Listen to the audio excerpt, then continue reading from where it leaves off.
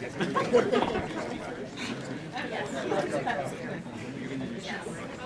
can you hear me? Yes, hi. Okay, welcome to the panel part of the conference. I want to start by introducing Mary Selkirk, who is an environmental policy mediator, and she's with the Alameda County chapter of Citizens Climate Lobby. When it came to figuring out a panel, and we did want a panel, Mary seemed like the perfect person to help put this together because she has so many contacts, knows who's who, and made recommendations for each one of the folks who are here. Along with Percy, actually, I think, helped with that from the Alameda County chapter. But so we're very, very happy that Mary agreed to help us with this and that she's going to moderate the panel today. So, Mary Selkirk. Great.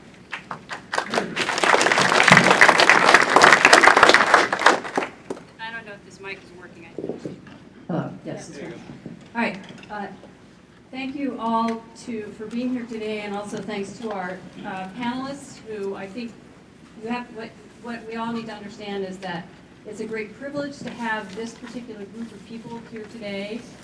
All of them in their respective professional areas and passionate lives have devoted themselves to working on issues of importance to all of us in one way or another directly connected to this whole issue of climate change. So this is going to be a really zooming fast panel. We've got strict orders. We have to end at 2:45. So I've been kind of a hard ass with these guys about limiting the amount of slides that they have time to share with you today.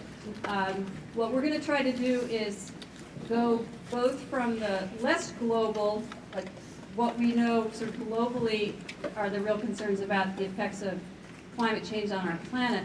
We've asked each of the panelists two main questions that will be the framework for their remarks today, and also we hope for the interaction that you all will have at the conclusion of their comments. And the first is thinking about climate change impacts in Northern California in particular. What are the most compelling impacts that a carbon tax can really address readily? So we have 4 panelists here from different sectors of climate concerns. Max Auffhammer to my left, who is from UC Berkeley, and let me get out his lengthy bio. Max is... That's just fine. Right. He's George Pardee Professor of International Sustainable Development at Berkeley. He's worked a lot on ag economics, so he is very familiar with what we know today about, particularly about the impacts of climate change on agriculture in California. Sitting next to Max is John Andrew, who is a Deputy Director for Climate Change for the State Department of Water Resources. And John will give you a primer on, despite the weather we're having today, what the projections are of the impacts of global warming on the California water system, particularly in our region. Linda Rudolph is an expert on the public health impacts of climate change, and our final speaker, who will actually be our first speaker, shall we say, is Andy Gunther, who is by training a marine biologist, but currently is coordinator of the Bay Area Ecosystems Climate Change Consortium, which is a consortium of public agencies, academic institutions, research organizations that are really looking at the effects of sea level rise, climate change on our region. So first question, framing for you their views on how climate change is going to impact our region in particular. Not an easy question. But then secondly, who from their perspectives are the thought leaders, the influential people that they encounter in their respective constituencies in the course of their professional lives that we need to be communicating with. So hopefully at the end of this we'll have a much deeper sense of knowledge to help us in our work, and I'll provide some real fertilizer for the small group discussions. So format is Andy's going to start, followed by John, followed by Max, and then Linda is going to be the final speaker. I'm going to limit questions for them individually to about 1 or 2 questions from the audience, from the room. We'll have about a half an hour at the end both to hear from the panelists and also for all of you to have a chance to reflect on what you've heard and how you think it affects your thinking about what you want your chapter to be working on. So, without further ado, I'm going to turn it over to Andy. My 12 minutes has started. Well, it's a privilege for me to be here with all of you. You guys are making things happen. Marshall for creating this organization. I think it's fantastic. I think it's absolutely fantastic. All right, I got to get my face in the microphone. All right. So I know you guys are trying to convince Republicans of the interest in these issues, and I just wanted to start out with a couple of things. You know, science is a fundamental part of our democracy, and this was really part of our founding fathers' idea. This is one of my favorite quotes from Thomas Jefferson, and that making decisions based on science as opposed to belief is really a fundamental characteristic of American democracy. And we've also, the other thing is that we've understood the physics of climate change for a long, long time. You know, this was not Al Gore's idea, right? In fact, it was a contemporary of Thomas Jefferson's, Fourier, who in the 1820s was the person who really realized that there had to be some kind of greenhouse effect to keep the Earth at the temperature that it was. John Tyndall demonstrated before the U.S. Civil War that air could absorb heat, and by 1896, Svante Arrhenius had put together the theory of global warming and published it. Here's the first page of his paper, and this, of course, was 20 years before Alfred Wegener published the theory of continental drift. We are now seeing with our own eyes and instruments what scientists predicted. You all have probably all seen this graph, of course, which is the global average air temperature. I wanted to put this up because I wanted to show the pause here, which of course is, there are so many problems with this, but the two I wanted to point out is that you know, this short a period of time, you create this by starting in 1998, the Great El Nino. And if you start the graph, start your pause line in 2000, of course, you get a completely different answer. So this shows that this is too short a period to draw any conclusions from. And in fact, you know, 2 years ago, the line was, there's been no global warming in the last 15 years, okay?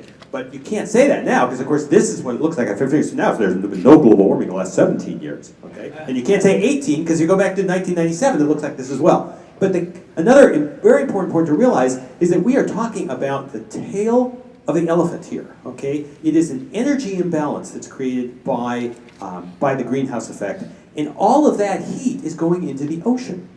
All right, this is right from the recent IPCC report. The two blue areas are the ocean temperature, the change in ocean heat content. Then when you put in the heat to melt land ice and then warm the land, all the way at the bottom here, this is the change in global air temperatures. This is where the heat in the atmosphere. So the point is that we're really talking about something that's way, way down in the weeds. We talk about it, of course, because the atmosphere is what is our proximate, is what we experience. So at Bake, we're thinking about what's going to happen to the ecosystems of this region. And I just want to mention that for a lot of people, people might say, well, so we don't have a bird or two, or it's bad for the polar bears, I know, but shouldn't we be more concerned about the built infrastructure that we depend on? And there's certainly going to be impacts on built infrastructure, but it's important to recognize that ecosystems are themselves infrastructure. They provide inputs to our economy that go along with labor and capital to support our well-being and our quality of life. You can see this throughout California. We didn't build these things, right? They were, and so we tend to take them for granted. But that's a problem for us. The Sierra Nevadas, of course, are in fact our original water towers. Our water system is devised around the snowpack, and we collect that melting snowpack in the spring and use it in the fall and the summer. The montane ecosystems and other open ecosystems in our region store water for us. They filter it and deliver it to us. Tuolumne Meadows, of course, a beautiful, incredible place. If you live in the service area of the San Francisco Public Utilities Commission, this is your water plant. Okay, this is what you're drinking. And in fact, other water agencies in the region love to get their hands on the PUC's water because it's so fantastic. They blend it into their supplies. Our coastal wetlands attenuate waves, reduce coastal erosion. They help improve water quality. They provide incredible habitat for fish and wildlife in our region. and provide these world-class recreational opportunities for us. The bay itself is part of our wastewater treatment system. We put 500 million gallons a day of wastewater into San Francisco Bay. It's like 74 oil tankers full. And the bay absorbs it all, gets rid of it for us, still acts like a world-class harbor, and produces over $250 million a year of commodities. So, like salt and sand and fish. Our ecosystems are part of our global identity, our global brand. People love the fact that there are whales in the Gulf of the Farallones, even people who get so seasick they would never think of going out there and looking at them. It makes the Bay Area a world-class tourist destination and contributes to our quality of life. But our modern economy has assumed these things are free, but that's going to be changing. Indeed, it's as though we're now going to have to pay a fee for these services that used to be for free. So what are some of the changes we're going to see? Well, sea level rise is going up. At the request of Dianne Feinstein, the National Academy of Sciences just completed in 2012 an analysis of sea level rise on the west coast of North America, and they came up with 3 different scenarios, the blue one being the most likely, but of course these are dependent really on the level of emissions, human emissions. I wanted to point out to you that the shape of these curves, if you notice, we always talk about sea level rise to 2100. The shape, these curves are going up, right? And sea level rise is going to be going up faster in the first part of the 22nd century than it is in the latter part of the 21st century, because the great ice sheets equilibrate so slowly. It's like taking one of those big 5-pound blocks of ice and sticking it in your kitchen sink. You know it's going to melt, but it's going to take a long time to equilibrate with the kitchen's temperature. Another way to look at sea level rise, of course, is to just go outside during the king tides. These are the tides when the sun and the moon pull together, and this, of course, is just a preview of what regular high tide is going to look like in 30 or 40 years. When you combine the high tide with a storm surge, you can get a significant rise as in sea level, as the folks on the East Coast experienced during Hurricane Sandy, but we're seeing it here as well. Here's a picture of the Hayward shoreline and that same shoreline during a storm in 2005. So now you add sea level rise on top of this in 20 years, and you can see that we have a real problem with that levee. There are a lot of things of great value within the region that's going to be impacted by sea level rise, including the campuses of most of the major companies in Silicon Valley. They are finally beginning to pay attention to this. The Silicon Valley Leadership Group is being very attentive to these problems now. The storm sewers in San Francisco has a combined storm sewer system, stormwater and sewage together. During a big storm, you get overflows. And we have these overflow devices, and so they work like that. When the level goes up here, it overflows, except now that the bay's getting higher, these things are running in reverse. So 55% of them are saltwater's coming in at high tide. The cities had to start putting all sorts of different kinds of valves and work on these issues. And this is just the tip of the iceberg that we'll see with infrastructure as sea level rises. Coastal erosion is increasing, both because of sea level and also because of increased wave heights. So here is Highway 1 out at Ocean Beach. This, the Great Highway is just, we're going to abandon it. Okay, and already the Ocean Beach Master Plan brings the road in around the zoo. No one's quite sure, someone's drawn it on paper, but exactly how this is going to happen is still to be decided. But basically, this is a resource that is going to be abandoned. We're going to get more extreme storms with climate change because there's more water in the atmosphere. I know this is something you guys know. Here's a picture from a year ago, Christmas, at San Francisco Creek. This is the finding that was made by the city of East Palo Alto in order to qualify for emergency aid. You can see the crack in this levee. So they almost lost this levee, and water was actually boiling up underneath it on the other side of it. And if the levee had collapsed, we would have had a section of East Palo Alto that would have looked like the Ninth Ward after Hurricane Katrina. We're going to likely see a higher frequency of droughts. John's going to talk about that. Our terrestrial environment's going to change. So this is from Dave Ackerley's work at Berkeley. Each of these black dots represents a place on our landscape in the Bay Area that's characterized by a certain maximum summer temperature and a certain minimum winter temperature. Now, these are going to shift with climate change. If we project what we think the temperatures are going to be in in 2100, we're going to see something like this. Now, this red zone, it turns out, is kind of characteristic of what the temperatures are now in Santa Barbara. Now, people say, well, hey, that's not so bad. I like Santa Barbara. You know, I don't know. Maybe I'll wake up and like Oprah's going to be my neighbor or something, right? But the fact is that that's not what's going to happen. People look at this and it's as though they're thinking, well, one day I'll go to sleep, and in the morning I'll wake up and a massive army of landscapers will have come through the Bay Area and changed it all to look like Santa Barbara. That's not what's going to happen. What's going to happen is that the vegetation here will no longer be able to survive, and then there will be some major agent of change, such as a fire or pest outbreak, and then you will get some new vegetation in. But the chaparral that characterizes Santa Barbara is not what's necessarily going to grow. You might have 30 years of noxious weeds and other things before that other vegetation slowly comes in. You can see here's a case of change in the terrestrial landscape. This is in Arizona. The pinyon pine forest, because of the drought, most of it has died. But the scientists in Arizona are saying that this won't grow back.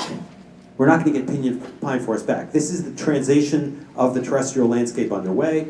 In the Bay Area, we're also going to see more eutrophication of the bay. This just shows how enriched the various estuaries are in the world. San Francisco's right in the middle right now, but we're going to climb this curve as the water's warm and the water's clear. We'll get more red tides. And also the harmful algal blooms in the delta that tend to bring toxins into San Francisco Bay. We don't know what is going to happen with our fog regime. This is actually a very complicated issue that people are actively researching right now. Our existing fog research has mainly been how far can you see at SFO, which has been a very important part of understanding fog, but it does appear over the last 100 years there's been a reduction in the fog in the Bay Area. And then finally, you all probably know about ocean acidification, but here's carbon dioxide in the atmosphere. That results in more carbon dioxide in the ocean. That combines with water to form carbonic acid, and you get more acidity. Here is shown as a declining pH. This is not just a theoretical situation. The Whiskey Creek Shellfish Hatchery in Oregon has now had to create an entire reservoir, and they bring in ocean water that's at the correct pH because they get pulses of acidic water. And so they have to be able to store regular water so they can pull on that water when the bay, Netharts Bay, gets too acidic. In a shellfish hatchery in Washington has just moved a big part of their operations to Hawaii, where for oceanographic reasons it's going to be the acidification will happen more slowly. So in the end, you know, our markets are not charging for these costs that we're paying, and that's what you guys are working on, and I think it's fantastic. You know, this is what Nicholas Stern concluded, right, that we either pay now or we pay later. And in fact, he just came out and said, actually, that should be 50 times. The economists at the University of California delivered a letter to Governor Schwarzenegger several years ago, and this is what they said. So I say to the Citizens Climate Lobby, you guys go get them. All right, you are what we need, okay? And on behalf of our planet, on behalf of our kids and our grandkids, so that they're going to be able to enjoy the ecosystems that we currently enjoy today. Thank you so much. Thank you so much, Andy. So just we'll take a couple of questions if anyone has for Andy. Yeah. You didn't address extinctions. I didn't. That's correct. In fact, there's a lot I didn't address in 12 minutes. Yeah, right. So the question was about extinction, species extinction. The San Francisco Bay Area is actually an incredible hotbed of diversity, biodiversity, because we have we live right offshore from the great, right offshore is one of the great upwelling zones on the planet. We have all these high mountains. We have all this water from the Sierra Nevada, and so we're lucky in that we do have the opportunity, if we care for our biodiversity, that we will have endemic species that can move in as the climate changes. You could think about something that currently now lives on a south-facing slope that's warmer and drier will tend to show up on the north-facing slopes that are wetter and cooler. The stuff that's currently on the north-facing slopes is going to head north.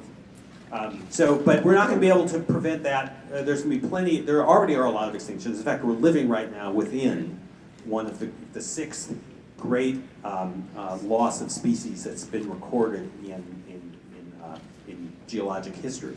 And that's going to, climate change is only exacerbating the impacts due to other changes in the landscape, mainly due to human activities.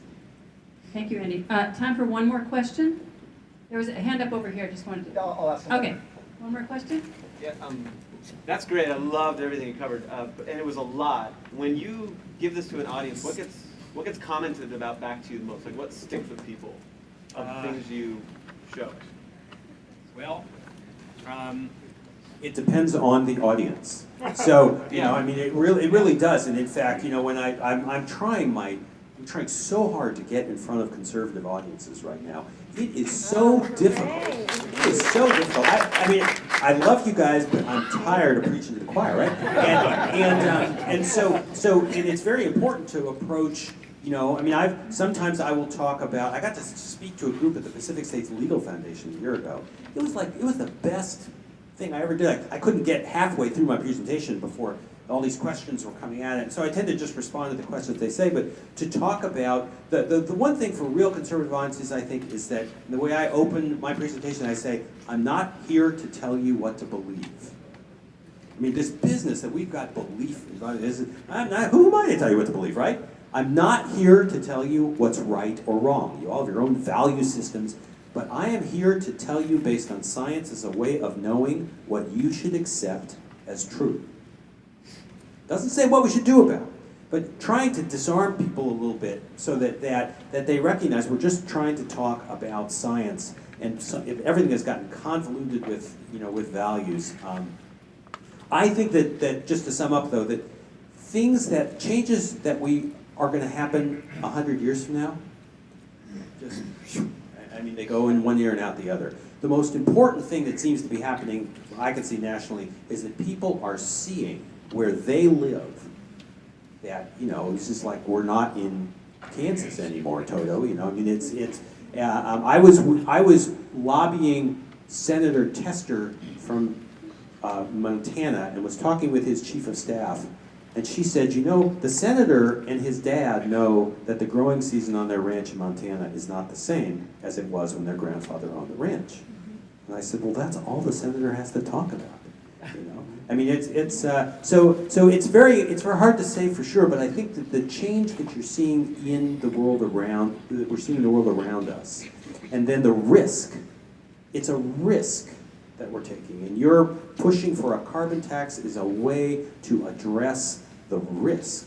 We need to reduce our emissions because there's a very good chance, there's a much better chance that we're going to have problems with carbon emissions in the future than there is that your house is going to burn down, but you still own fire insurance.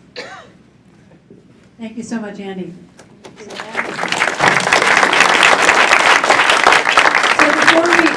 before we hear from John Andrew, I just wanted to ask if there are any other congressional staffers or other reps who have arrived today that we may not know about that I wanted to recognize. Yes? I'm John Picasso with the Congressman Berkeley.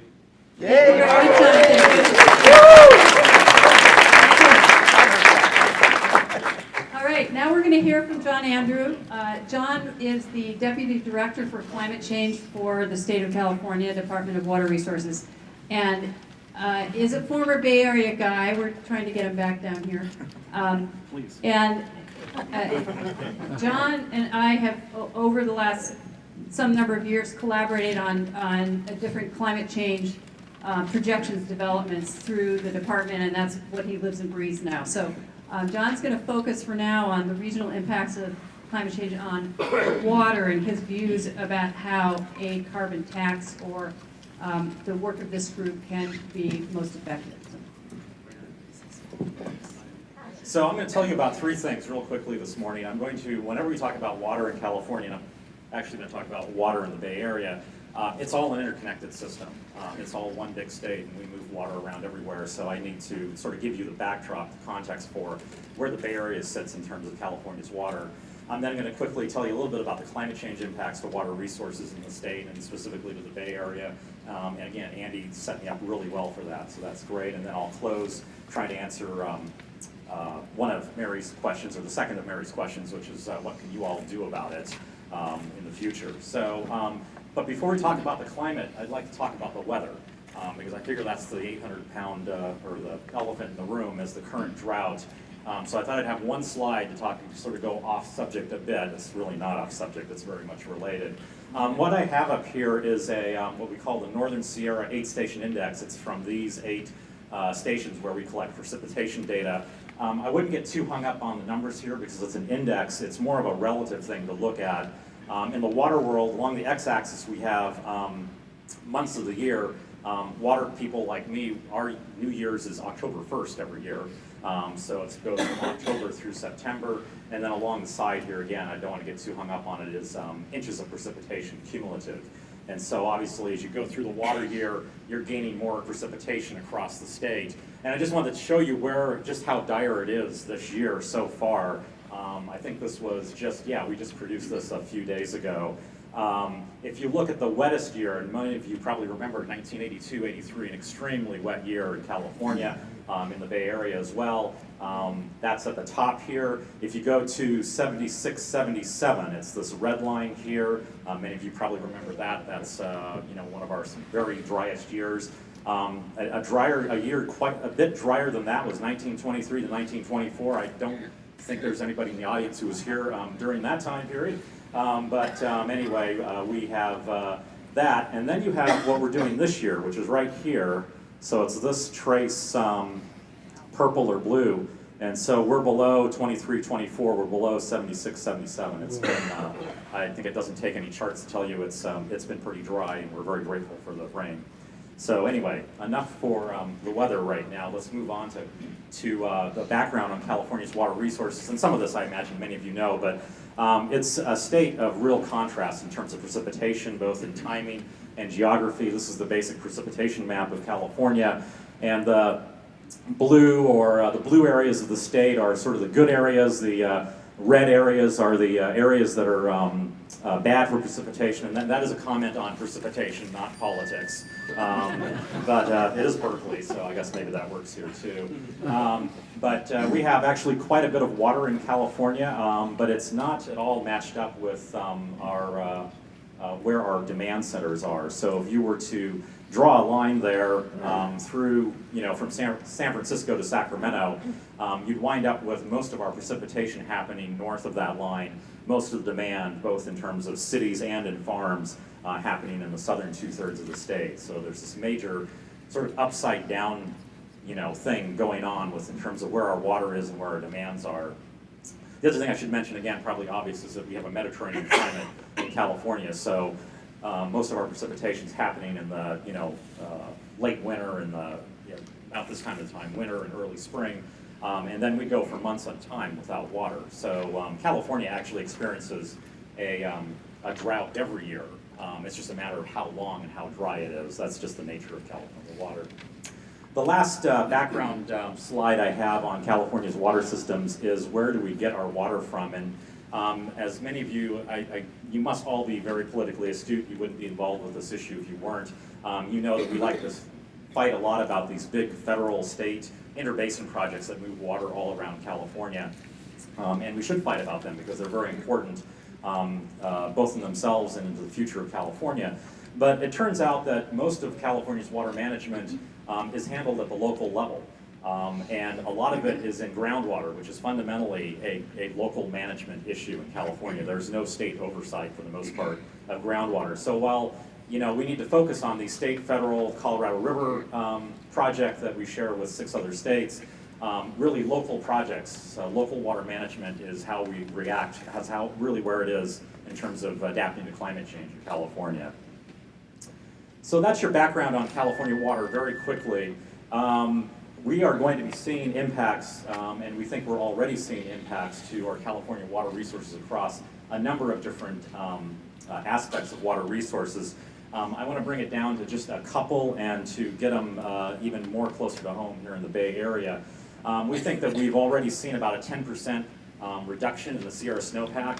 The Sierra snowpack provides an enormous amount, about 35% of our water demand, net water demand in the state is supplied by the Sierra snowpack. This is storage. Water storage is provided absolutely for free. If you add up all of the storage that's in the Sierra snowpack, it equals pretty much it actually equals almost the same amount that we've ever built in the Sacramento Valley in terms of storage, above ground storage behind dams. And we've already seen, we think, about a 10% increase, or loss of that, and we think that's going to continue.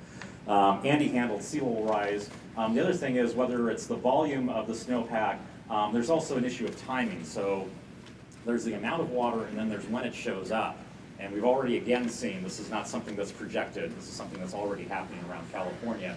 We're seeing our runoff happening more in the winter and less in the spring. And so what that means is that we're seeing water when we don't want to see water. We already have issues with having too much water in the winter and having flood control issues. And we're not seeing it when we do want to see it in the spring, when we can actually start banking it behind dams across the state. In the Bay Area, again, I'm going to pass on the temperature and the sea level rise projections because I think Andy handled those very well. In terms of precipitation, again, we don't know whether the amount of precipitation will change. It may even remain the same, but the timing of these storms, their frequency, their intensity, the timing of the runoff is going to be a real issue for the Bay Area. And the other one that I think would be very close to home here would be fire. I was still living in the Bay Area during the Oakland Hills fire back now, wow, 91, a long time ago now. And of course there was the Berkeley Hills fire back in 1923. And so this is one of the this is a huge issue with climate change and risk of increasing drought is the increasing risk in fire. In terms of the water supply for the Bay Area, and again, I just want to focus on that impact. The Bay Area, as it turns out, is one of the, actually the region of California that depends mostly on imported water. You would think that it would be Southern California, you would think it would be the southern San Joaquin Valley where all the farms are. It turns out that the percentage of water sources in the Bay Area are mostly imported. So Andy mentioned the San Francisco Public Utilities Commission importing water from the Hetch Hetchy Valley. East Bay Mud imports water from about 90 miles away from the McKelvey River. Even Marin County imports water from the Russian River watershed. And all of these imported water supplies are at risk. You're getting them from another region. A couple of those regions are heavily snowpack dominated. We're beginning to see the snowpack go away, and so I think that's going to be one of the big concerns for the Bay Area as we get into climate change even further. I now want to move into the last few slides of my talk in terms of what you can do about this. Fortunately, the Bay Area, as you might expect, is almost ground zero for doing something about climate change. You have Andy's group, you have a number of groups around the Bay Area that are already working on mitigation and adaptation. So if there's any you want to do more than what you're doing now, and what you're doing now is great. If you want to get more connected to mitigating and adapting to climate change in the Bay Area, we can connect you with people that are already on the ground doing this work.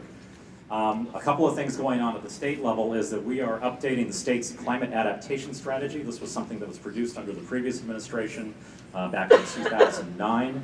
And I've left a couple of copies of the draft out on the registration table. I will not be taking those 2 copies home, so please somebody take them home and look through them. And you can see what it's a multi-sector strategy.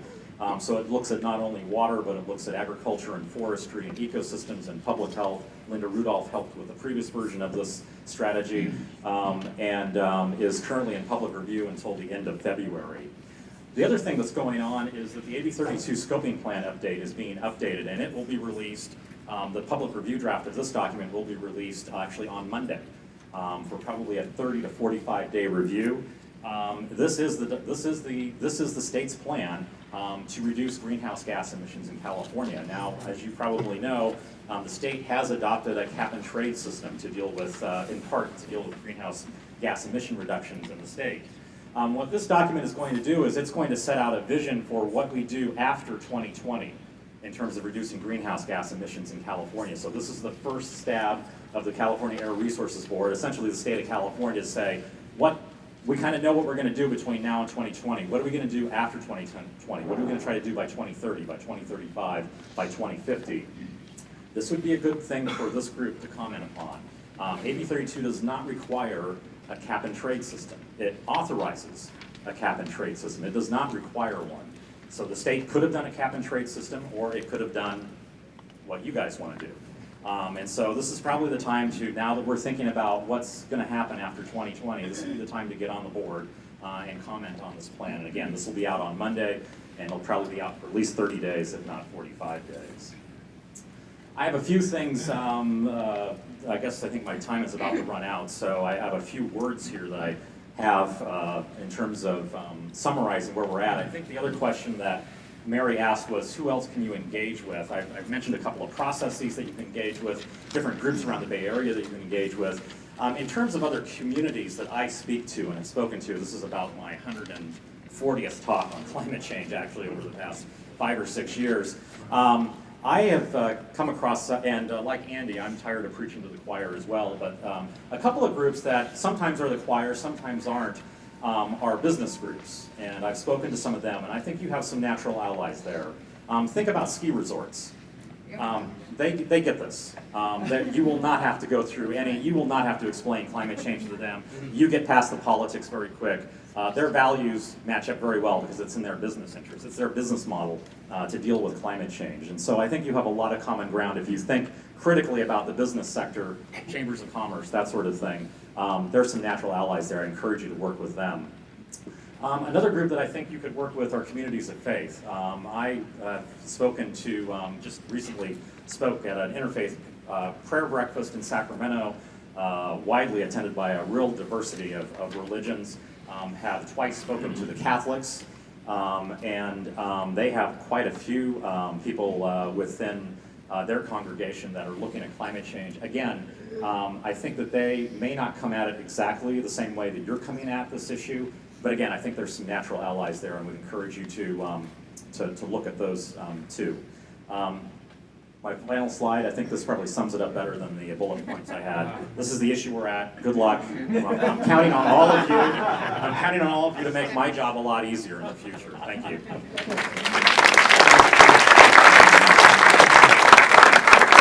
All right, we're kind of running short on time. I'm going to take 2 questions. We had a hand up here and then a hand in the front, and I'm sorry, we'll have time at the end. So. Yeah, I recently read a 2013 IPCC report that predict drought in the frequent and more persistent drought in the Southwest. Now, how does that apply to California? Yeah, it's a question that we grapple with all the time because Southwest is not defined very well. So we think that California, the climate models do a very poor job of modeling, representing California. We're just on this spot on the global map, if you will, that we just don't get good modeling on. Some of it is because of our mountains, the Sierra Nevadas. And so at best, we think that maybe if you can define the Southwest as Los Angeles, San Diego, that's probably going to be drier. But as you move further north in California, about where we are here, it's sort of a wild card. We don't know if it's going to get wetter or drier. The climate joke is we don't know if it's going to get wetter or drier or both. You start moving further north, though, probably wetter. So that's sort of a thumbnail view of it. But you raise a really good point in terms of the uncertainty in the science. We are sort of at uncertainty central. So. Thank you. Okay, one more question there, Pamela. Yeah, you showed that Yes. water management is mostly done locally Yes, now. yes, always. If a drought became very severe, is it likely that state and federal governments would take over more of that management? No, I think it's really going to. The question was, I had mentioned that, as I like to say, as Tip O'Neill used to paraphrase, Tip O'Neill, all water is local. He used to say all politics are local, and that's really the case in California. Her question was whether if the drought gets worse, whether you would see the state and federal government step in and do more. I'm not exactly sure. I think the governor kind of got this right. The governors can't make it rain. And each of these local water districts, these are autonomous governmental entities. I think what you'll see is each of them will start ratcheting up on their own. They're responsible for providing water to their customers, and you'll see them ratcheting up conservation and other getting water transfer, substituting with groundwater if they're on surface water. So I don't envision a sort of a state and federal takeover, if you will. It will still be very much local action that'll respond to this drought. Thank you so much, John. Yep.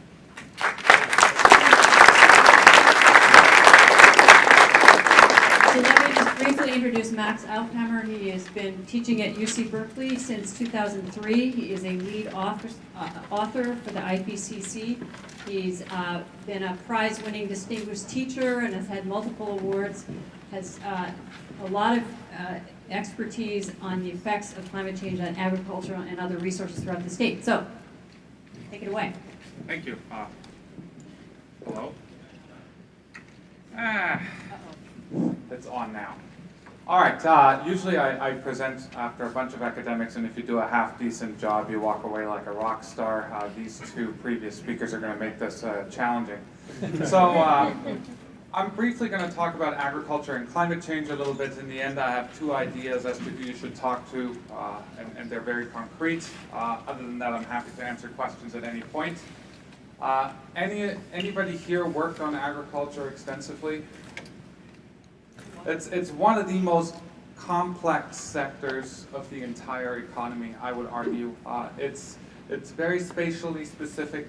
How weather dependent your individual crops are depends on where you're growing it, what type of crop you're growing where, what types of programs are in place to subsidize what types of technologies.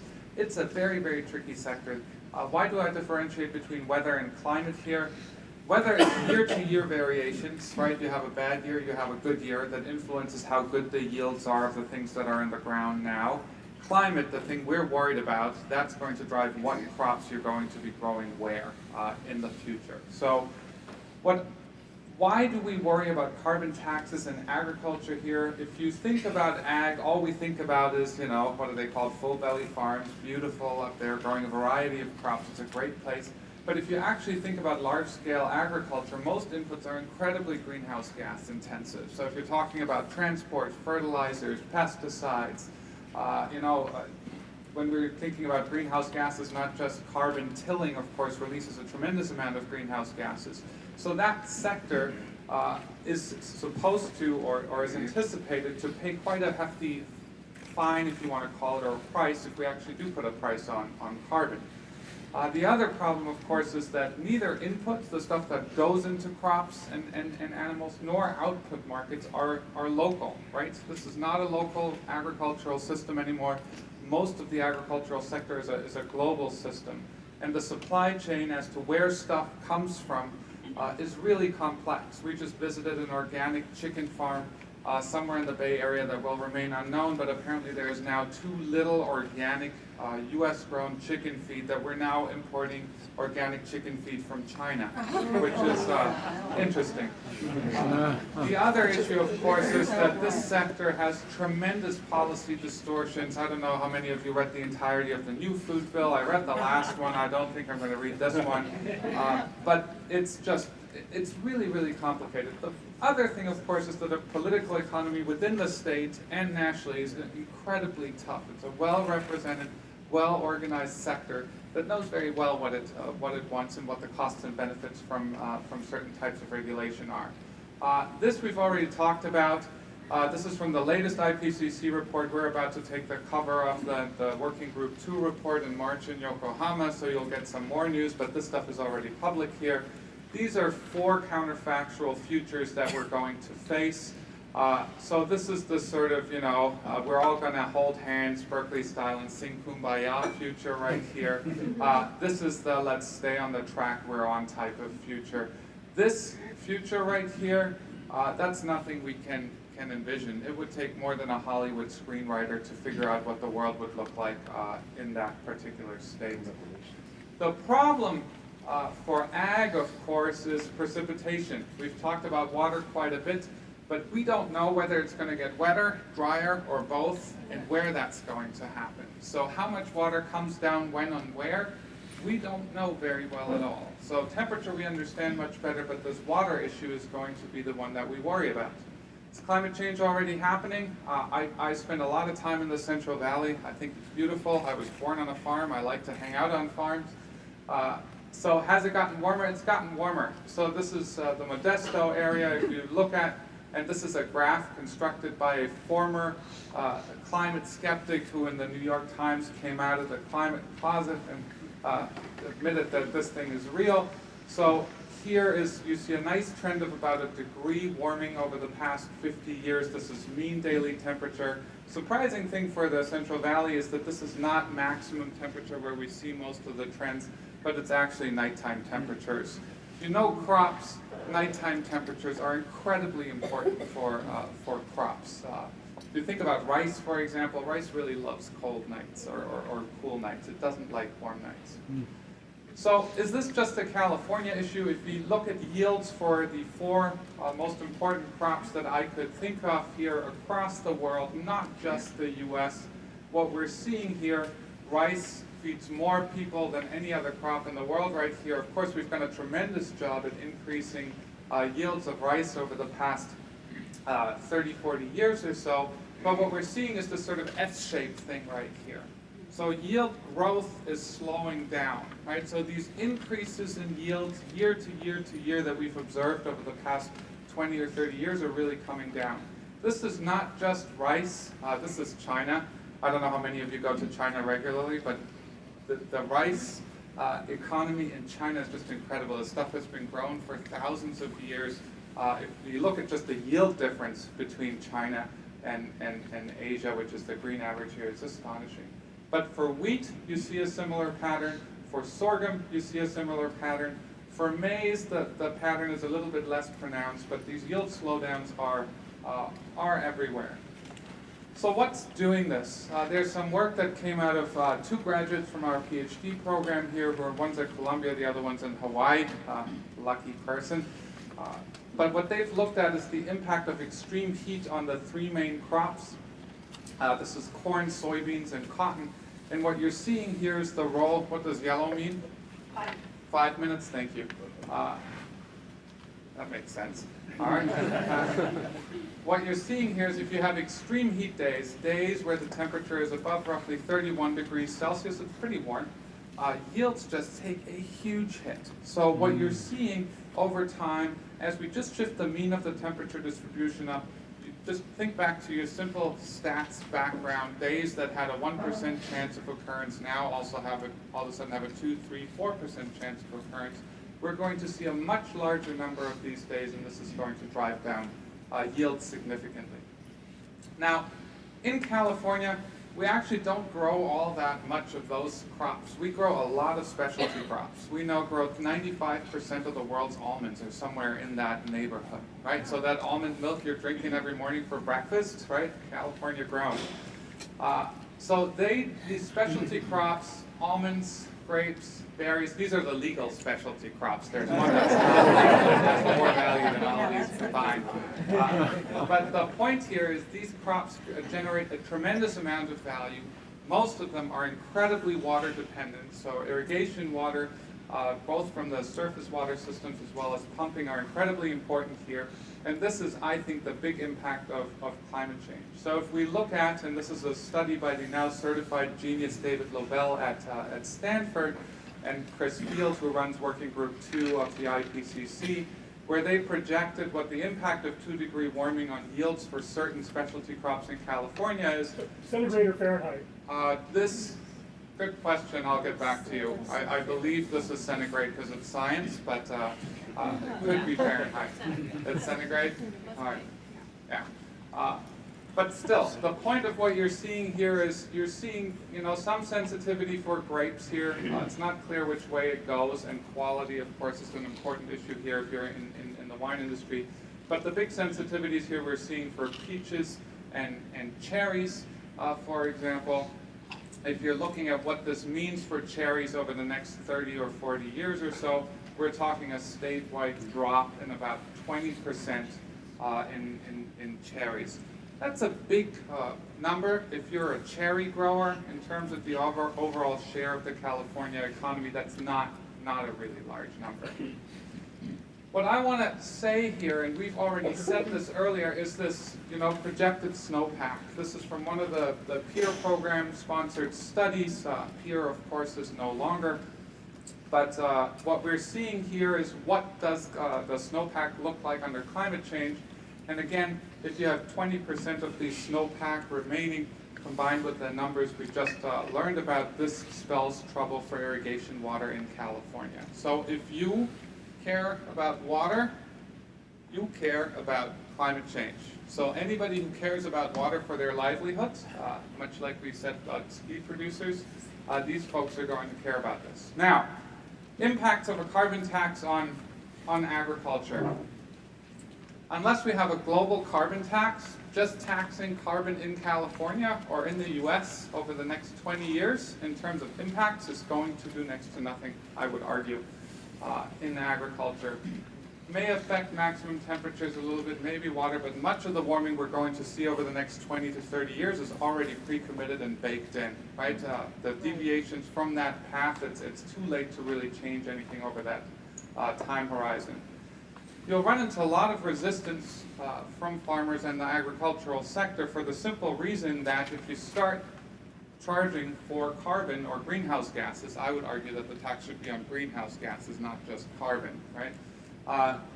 Fertilizers, pesticides, transports, and the cost of water are going to go up, right? The water that comes to you, a lot of it is either pumped or shipped over a big mountain range, which takes a tremendous amount of energy. So if you price carbon, that energy becomes more expensive, which of course increases the price of water.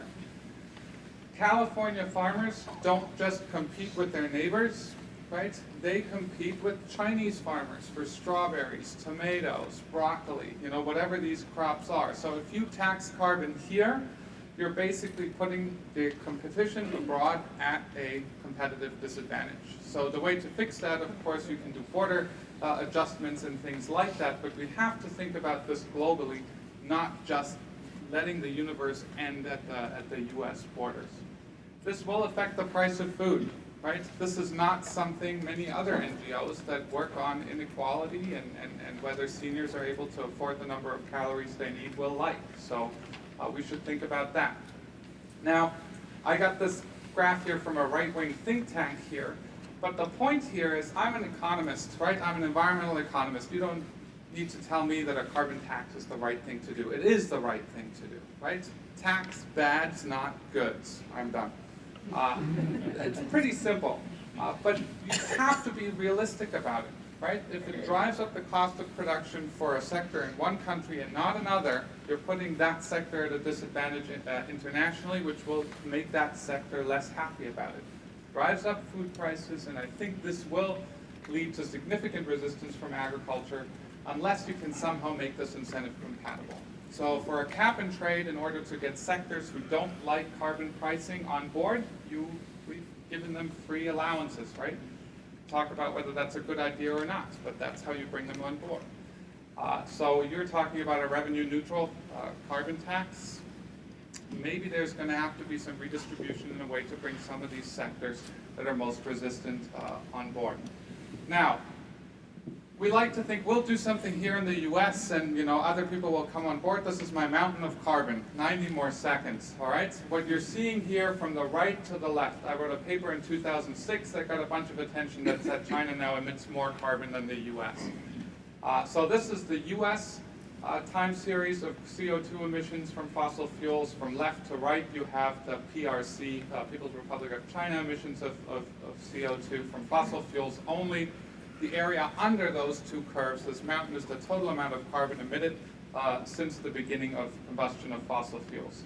2013 now, China's overall share of global emissions is almost 30%. The US is at 16%. Give it one more year and China within less than 10 years is now emitting twice as much CO2 than the US is. So just saying what we can do in the US here is sufficient, I think, is ignoring what we're really facing here. It has to be the beginning for a global carbon tax, or what we're doing here is, I think, too little too late. Thank you very much. Thank you. Have time for one question for Max? Because I went over. Yes. What percentage of the California economy does agriculture represent? And what percentage of California water does agriculture get? So, you mean in terms of value added to the California economy? Like what percentage of the California GNP is Uh, agriculture? There are 20 different ways. It's disproportionate, right? 80% of water, roughly, depending on how you calculate it. You can correct me. Where are you? That's about right. 80% of water goes to agriculture. that's completely disproportionate in terms of value added to the economy. Even if you count everybody selling organic farm salmon at Whole Foods, as part of that statistic, it's disproportionate. All right. Thank you. We really do need to move on. We'll have some time at the end for questions and reflections from all of you, but I wanted to introduce Dr. Linda Rudolph, who has been a champion activist all of her career. She is currently the co-director of the Center for Climate Change and Health, which is based at the Public Health Institute in Oakland. She has served in the State Department of Health as well. And Linda's going to, just lost my. I'll talk very quickly Yeah. about climate change and health.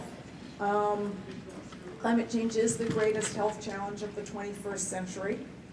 And I think that one of the key messages that all of you need to take out to everybody that you speak to, policymakers, people in communities, businessmen, whatever, is that climate change is about us. How many of you have had teenagers? It's all about me. I think the message that has not gotten out is that climate change is all about us.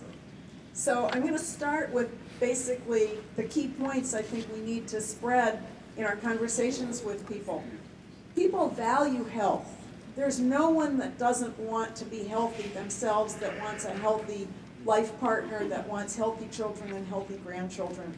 And there's a lot of research now showing that when we frame climate change as a health issue, it motivates people more to take action to address climate change. Climate change is having impacts on health now, and those impacts are going to continue to worsen every year. Climate change has both direct impacts on health and well-being, and it's a threat multiplier. It exacerbates our other key health challenges, which in California and the US are really health inequities and chronic illness. Climate change affects the very systems on which humans depend for life. Climate change affects our air, our water, our food, our shelter, and our security. Climate change disproportionately impacts the people who already have the worst outcomes, health outcomes, people that live in disadvantaged communities, people who already have chronic illness, the very young, the very old.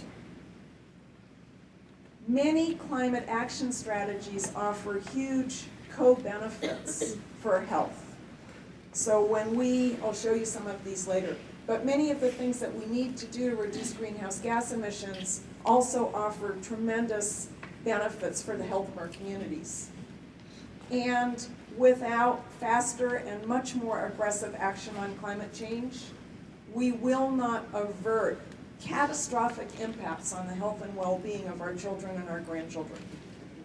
Not going to go through this slide, but I just want to show you that all of the impacts that the other speakers have been talking about have impacts on our health. And people can peruse this at your leisure. I mentioned that climate change disproportionately impacts those that are already most vulnerable. But most of the impacts of climate change really do hurt people the most that already are the most disadvantaged. So heat illness impacts most people that have chronic disease already. Wildfires and dust most impact children with asthma. People that, and I'm really just limiting myself to California because obviously what happens to people that live in really, really poor countries where they already have no access to water is even magnified further. In Hurricane Katrina and in Superstorm Sandy, it was poor people in low-income African American and Latino neighborhoods who didn't have water or power, who didn't have transportation to evacuate when evacuation was needed. So quickly, what can we expect to see in California, actually and around the nation? And this is, somebody mentioned before, climate change is really a local phenomena in terms of the impacts. They will vary from place to place. Heat. Heat has killed more people in the last several decades across the United States than any other natural disaster.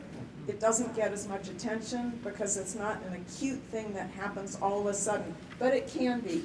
In 2003, in the heat wave in Europe, a developed area of the world, there was 70 to 80,000 deaths. Most of those deaths occurred in elderly people who had been left alone while families went on the European August vacation. In California, in 2006, there were 650 excess deaths. And the map on the left shows where those were distributed, mainly by numbers in the Central Valley, but the relative increase in deaths in California in 2006 occurred more along the coastal regions because we're not used to having heat waves on the coasts. This is a map from Los Angeles. We don't have a map like this for the Northern California region yet. It shows the expected increase in the number of average days every year exceeding 95 degrees. So some places are going to go from having an average of 8 days over 90 degrees to having an average of 30 days over 90 degrees. Places like Phoenix are going to be even worse. So even if it happens in Phoenix, where are all those people from Phoenix going to go when literally you can't live in Phoenix because of how bad the heat has gotten? We're in a drought now. Others have talked about water. Drought has huge impacts on health. It increases the concept when there's not enough water going into our groundwater. You get a concentration of pollutants and other contaminants. It increases the risk of wildfires. It increases dust in the air, which carries particulates and pollens, and also pathogens like valley fever. And there's already been a huge increase in valley fever in California over the last several decades. You get an increase in pathogens in warmer water that we're also seeing. Wildfires, again, increase in wildfires displace people, and the particulates that are in wildfires travel potentially hundreds of miles from the source, really impacting the air quality. Higher temperatures also increase air pollution, particularly ozone and also particulate matters. So in those areas like the Central Valley and much of Southern California and parts of the Bay Area where we already have lousy air quality and very high rates of asthma in children, that's going to be exacerbated by climate change. You can map, Pacific Institute did a great map in the Bay Area of what kind of infrastructure is at risk from sea level rise in the Bay Area. And, you know, our drinking water facilities, our waste treatment plants, a lot of healthcare facilities are going to be out of operation when we have flooding from sea level rise. Extreme weather events, we've seen what happens with Sandy and Katrina, and we can expect that to happen more. The costs of these healthcare related problems from climate change, this just looked at 6 climate events. The 3 in red are ones in California, and the estimates were that those 6 events alone cost about $14 billion in the human and healthcare costs. So just two minutes on co-benefits, because I think it's important, especially when we're talking to policymakers, that we let them know that doing the things that we need to do to address climate change are really beneficial for our health. There's been estimates that if New York's energy infrastructure was all converted to renewables and hydrogen, you'd get a reduction of about 4,000 deaths a year from air pollution. I'm not going to go into depth on these. The State Health Department did a study showing that if you could shift people to more active transportation, biking to work, walking to work, taking public transit, that you would get about a 15% reduction in greenhouse gas emissions. And you'd also get huge reductions in the major leading causes of death and disability, heart disease, stroke, diabetes, depression, dementia, because of the increase in physical activity across the population. Those are incredible health benefits of the order of magnitude of what the tobacco control program achieved, which is one of the singular public health successes of this century. This is a quote from the president of the World Medical Association, which I'll just read as I close. Climate change represents an inevitable, massive threat to global health. that will likely eclipse the major known pandemics as the leading cause of death and disease in the 21st century. The health of the world population must be elevated in this discussion. So I think that's really the key message that needs to be carried to our communities, that this isn't an environmental issue that's just about polar bears. I think that you know, we all depend on the ecosystems that Andy talked about. We all depend on water. But I think in order for us to really help people that are not on board yet with the significance of this issue, we have to help them understand that this is an issue that affects all of us, and most of all, it affects our future generations. And if we want our future generations to be as healthy and as comfortable as we are, we have to take urgent action to address climate change. Thank you so much, Linda. So are there any specific questions for Linda before we move into a general reflection, questions for any of the panelists? Can we have all of you guys come back up here? So any questions for Linda Rudolph? Yes. I believe, Dr. Rudolph, you said that if everything was switched from fossil fuels to renewables, we would prevent 4,000 deaths a year? That was a study that was done looking at New York State, and that was just for New York State. That seems like a pretty poor argument. I mean, 4,000 deaths seems awfully small. The benefits totally change over. Well, that was just from the air pollution risk. So if you looked at, if you looked at the whole suite of what could be done to address climate change, you would get much bigger numbers. Yes, one. John, you did not mention the tunnels. No, I did not. Can you make some kind of comment? The what? Question for the new peripheral canal. I'm happy to address the new peripheral canal, but whether that's a good use of the time that you have here in terms of trying to get a carbon. Just in terms of us getting the rain, them getting the water, and how that can be equalized, maybe. I don't know, do you have a specific? Well, the governor is pushing it, Yes, right? absolutely. And what is the position of the water resources? We're one of the lead project proponents of the tunnel, so we are, us, huh? Why?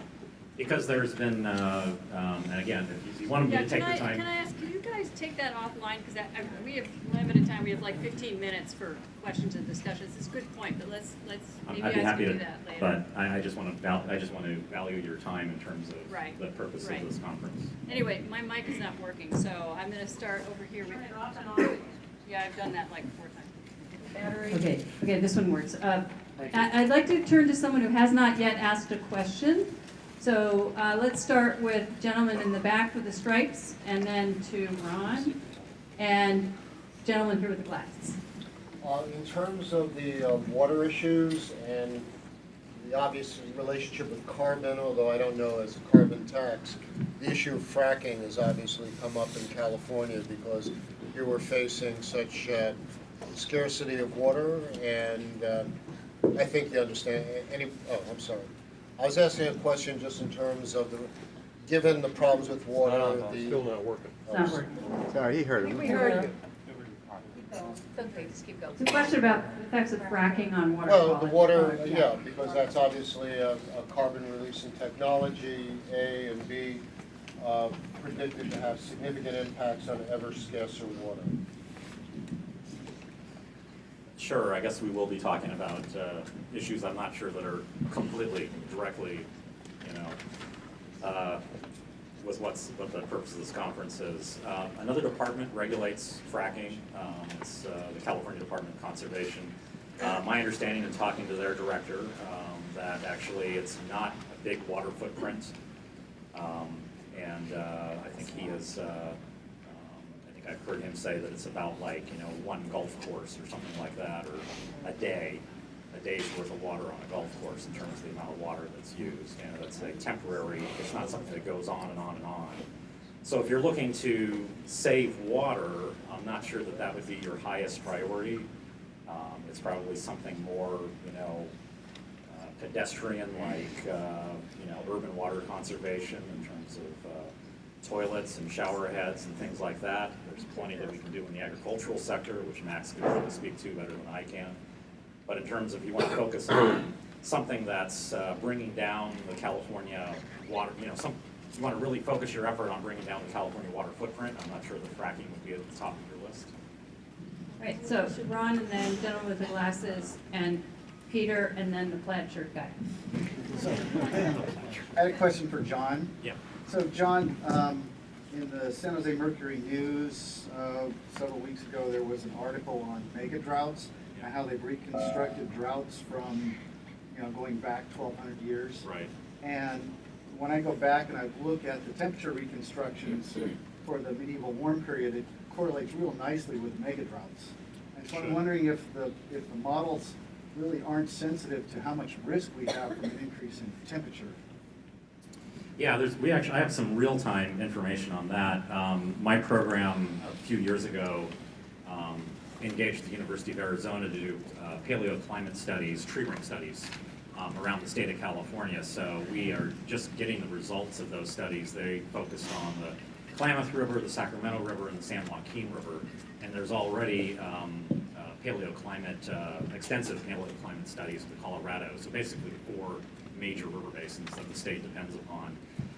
And the preliminary work is kind of going where the preliminary findings are sort of verifying what you're saying, or coming in line with that there are some things in the paleoclimate record that don't match up well with our computer models. And so, again, there's a lot of uncertainty in terms of predicting, the future and the weather. We're trying to do both at the same time with these computer models. But I think the paleoclimate is a huge, another piece of the puzzle that we need to look at. I have to, if I might also say that in terms of messaging and working with other communities on climate action, or specifically on getting a carbon tax, I have found that a lot of people cast a lot of, I just said it, there's a lot of uncertainty with computer models. I mean, it just goes with the nature of again, the weather and trying to predict the future.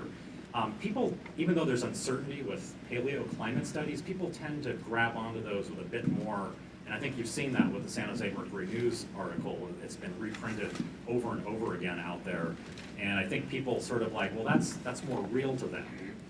And so in terms of working with other communities that may be, doubtful, maybe for good reason, well, computers don't tell me what the future is going to be. They don't tend to have that kind of reaction to paleoclimate studies. So that might be one more tool in all of your toolbox in terms of getting more support for your position. Well, thank you. So I have a queue here, and let the 2 people I know are in the queue, which is gentleman with the glasses, plaid shirt, and Peter, were you in the queue? Okay. I'm going to ask everybody from left to right who has a question to just call out a number sequentially, so you know what your number is, okay? So starting that, just yell out a number. 1, 2, 3, 4, 5, 6, 7, 8, 9. 10. Okay, so remember your number, so then I don't have to forget you. So, but we'll go to the gentleman with the glasses and plaid shirt, and then we'll start, and Peter, and then we'll do the number system. So, go ahead. Professor, were you going to comment on what organizations or interests within the agriculture sector or other economic sectors might be receptive to a tax? I totally forgot at the end. I got so excited about my Chinese grant. So I think 2 points here. Everybody's always afraid of going to speak to the growers. So most fruits and vegetables have their own organization. The avocado guys have a group, the broccoli guys have a group. Go talk to these people, right? And figure out what the opportunities here are and what their stand on these issues are. You'd be surprised by what you learn, right? The first time I walked into one of these rooms, I was worried that I was in a room full of skeptics. In fact, you're not, right? They're quite receptive, but they want to be heard, right? And they want their concerns to be heard. So I would just start talking. If you have an avocado grower's office in your area, go talk to them. The other people I wish we would talk to more about, you're a very handsome looking crowd, but the average age in this room and any other event like this I go to, is definitely north of 25, right? So I would like for us, you know, the economist in the college, start at high school / college age and start getting those groups engaged. Those would be the two groups. Thank you. Yeah, Peter, do you want to comment? Yeah, I have a follow-up question. Is that okay? Yeah. As you know, CCL is advocating a revenue-neutral carbon tax with 100% recycled back to households or taxpayers, however you want to call it. And what you said was, if I heard you right, there's going to have to be some horse trading and some deals made when the sausage gets made. And I'm just wondering how much of that revenue pot is going to have to be held back to buy off or make whole or make happy some of the various interest groups without whom this thing's never going to fly. I fully agree, right? So that, you know, this tax is not going to make the farm bill go away, right? So I think one should never just worry about, you know, we'll look at the carbon tax as the part of the budget that we're interested in and ignore the rest. Right, when we make these deals, it's a much more global sort of what tax structure or what government policy structure is the sector going to face with certainty over a couple of years. So whether there's direct revenue recycling to that sector or whether the government creates incentives for the sector to come on board with this in other ways, subsidized technologies, right? We still flood irrigate large parts of the state. Farmers don't engage in drip because, you know, there's no water, so they can borrow money to put this in, you know, government guaranteed loans for stuff like that. So there's a variety of ways to provide, I don't want to call it handouts, transfer payments I feel more comfortable with. Transfer payments to the sector in exchange for getting something on this issue going. All right, so we've got plaid shirt man, and then we'll start the queue. And we will go as far as we can until about 16 minutes to 3. So, and our panelists, some of them I think will still be here, so you can have a chance to talk to them offline. I guess I'm going to have to wear the shirt tomorrow or another plaid shirt. So this is really for Linda and Max, the whole connection and our agriculture system. If you look at it, somebody said once that the American healthcare system is so expensive because it's dealing with the American diet. And a lot of the American diet is caused by, is a result of the kinds of foods people eat, feedlots, very carbon intensive, carbon producing activities. How does pricing carbon, how might pricing carbon even fit into that context? Because if I have to pay more, I mean, it might make the sugary sodas that I drink that send me in to the doctor more expensive, and thus I won't drink them so much, or I might not drink them so much just because they're making me sick. I know I'm rambling all around this topic because these two things together just got me thinking about this. They are very closely related, and I obviously can't address the economics part of it, but I will tell you that we know that rising food prices are associated with increases in food insecurity and shifts in the way that people eat. So the more of a person's income that has to go to food or to transportation or whatever puts a pressure on their ability to purchase food, people shift toward cheaper, more energy intensive foods that tend to be the more processed and fatty foods.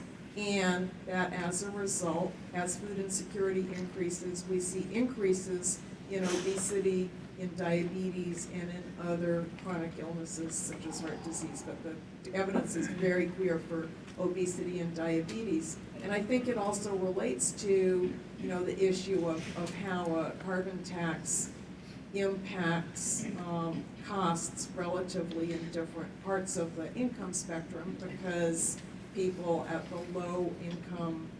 lower income spend relatively far greater proportions of their income on transportation, on food, and so on. While you're passing the mic, I think are the unhealthy foods also the more carbon intensive foods? So that if you start eating more fresh, local, low on the food chain stuff, less carbon in the atmosphere, more healthier body. Is that a fair assumption, or am I off track on that? Well, Sorry to. that's totally related to what our agricultural subsidies look like. So right now, fruits and vegetables are relatively, which is really what we want people to eat more of, or grass-fed beef, which we'd rather have people eat than, you know, than food than meat that's produced in a industrialized commercial animal feeding operation. All of the healthy foods right now are more expensive generally than the less healthy foods because of the way that we've structured our subsidies and our agricultural system. 2 quick points, otherwise we'll only get to number 1. But if you look at the share of people on food stamps that are actually obese, because the types of calories that you can buy with food stamps, or if your income constraints are not what you'd want people eating, I think it's partially a carbon issue, but I think the distortions that we've generated in the food system overall are so off the charts that I think a simple answer saying, you know, a carbon tax is going to lead people to eat better foods, that you can't make that prediction. That takes a much, much more in-depth look at what the food system looks like. Berkeley now has something called the Food Institute, where for sort of California or US nationally, they're looking at some of these issues. But what we also want to think about, again, that this is not just wealthy Northern Californians in a global scheme, but this is going to be a global issue where we're going to potentially try and feed 7, 8, 9, 10, 11 billion people with good calories. Right? On that note. All right, so we have a queue started over here, and my apologies for our time constraints, but we'll have some opportunity to interact with panelists. So yeah, Scott. Okay. I think I was We'll get to number 1. Quick question, Professor Auffhammer. What are the 2 or 3 critical recommendations you would offer to CCL in terms of getting a carbon tax passed and structuring it in a way that's going to be effective, and also making it compatible with equivalent moves internationally? So I think that's an excellent question, right? So I looked at your website. The number 1 question I have is, why is there no apostrophe on the citizens? But aside from that, so I think one thing you need to make clearer, and maybe that's already clear in your minds, but how are you going to deal with this in the U.S.'s place in the international marketplace? What's your stand on border adjustments? What's your stand on U.S. moves first versus we're going to induce China into doing something similar? So I think just looking at this as a U.S. issue is you need to have a broader answer than that. Second, I think you need to go into the lion's den and talk to the people who are affected by this with an open mind. You'd be surprised what you learn. And I know many of you are doing this already, but agricultural growers are one. The energy companies are others. You know, you just across the board, go in and listen what the concerns are. You'd be surprised by how many people are actually supportive of such a proposal, where they know with certainty what the regulation is going to be over the next 20 years, rather than the surprise whack-a-mole approach to environmental regulation that we've got going on currently. I'm wondering if any of the other panelists want to respond. I just want to add to, I think that the what we just saw happen with the Bigger Waters Act for flood, for pulling away the subsidies for federal flood insurance shows that if you try and take too big a bite too soon, that the impact is too large for people to digest. And that I feel it's much more important to get a mechanism in place, even if initially it's very, very small. First of all, I think that you can make the argument that, and in fact, I mean, I would defer to Max on this, but I would think that that if you have a very small carbon tax, the influence of that tax on the price of food over a year or two will be very hard to distinguish from interannual variations and other factors. So that issue kind of goes away. You get it in there, and then you can start to ratchet it up over time, because more and more people are going to realize that this is something that we have to do. But with the Bigger Waters Act, we just saw that the reality of pulling away these subsidies is that people are suddenly aren't able to afford the insurance, and they're losing their homes. And that's kind of immediate impact is something that our clearly our politicians haven't been able to withstand, and the whole thing is getting flipped on its head, even though we know that we can't continue to subsidize people to build houses in places that are going to flood. So, I mean, I think we have to take a little, I would encourage us to think smaller to start with the idea that we can ramp the rate of the tax up in the future once the mechanism is in place. All right, thank you for that. Did either John or Linda want to respond to that, or should we? I would, I don't know which. That's okay. Yeah. Okay. I'm not going to talk about how to structure a tax, but I did want to just make a comment about who else needs to be brought into this conversation. And that's the people that are living in the most vulnerable and disadvantaged communities who will be the most impacted by climate change, and to try and make some links between wealth inequality and the growing inequities that we have in our country and what the implications of carbon tax are for the people that are already suffering the most from our various systems in place and will suffer the most from climate change. Do you have advice on how to do that? What resonates with you? Well, all the recent polling data shows that in general, Latinos and African Americans are far more concerned about climate change already than the white population.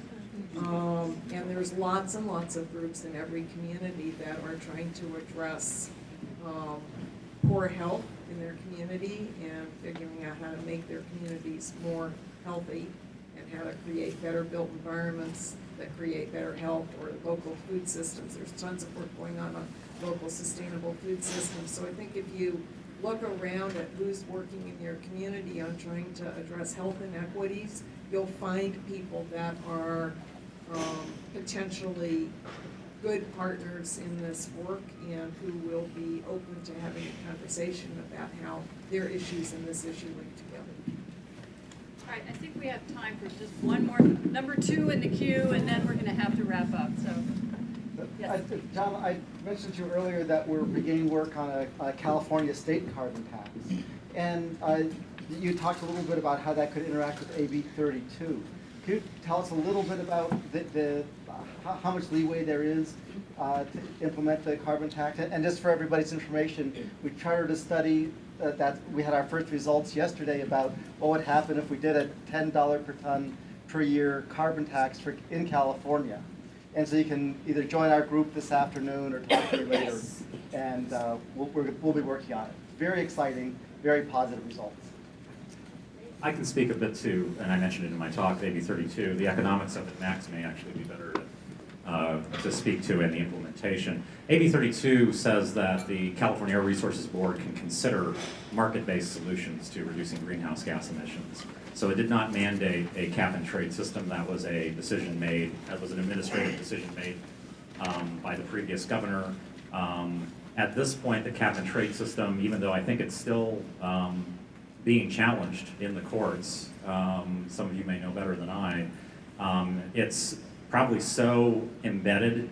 People already, Max mentioned allowances. Companies around the state, around the country, are having to buy allowances to participate in the cap and trade system, and they've already invested a lot of money in that. So it would be, it's going to be hard to see how that goes away and something else replaces it, or there's a hybrid, probably between now and 2020.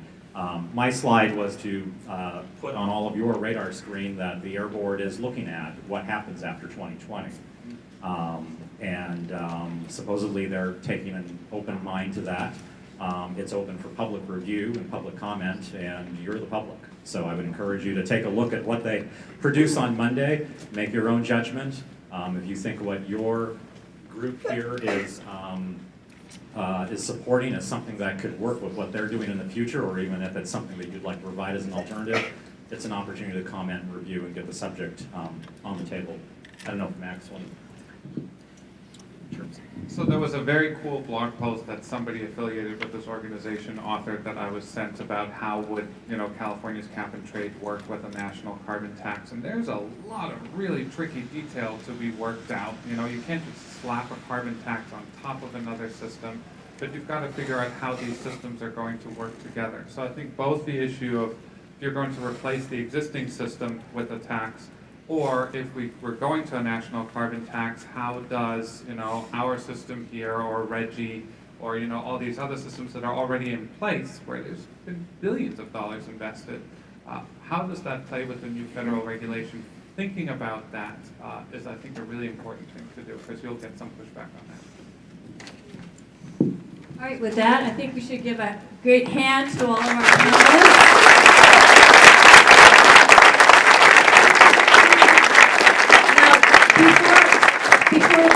Before everybody gets up and moves around, we move to the next part of the agenda. We had a little gift that we wanted to give each of you to thank you, since you don't have an honorarium. It's a Saturday afternoon. So each of you will get two. Oh my God! You get the dividend part. The first is a global warming mug that when you put hot water in it, it actually shows you fairly accurately what parts of the global map will actually be inundated. So, right, don't put it in the dishwasher. And then the second is a book that I think you will find stupendously beautiful, recently published by Heyday Books. It's called Saltscapes. It is a book of photographs done by a retired architecture professor at Cal, Chris Benton, who has perfected kite aerial photography and focused on the industrial salt ponds in the South Bay that are being converted to marsh. And it's an extraordinarily beautiful book that we thought you all would enjoy. Thank you so much. Thank you.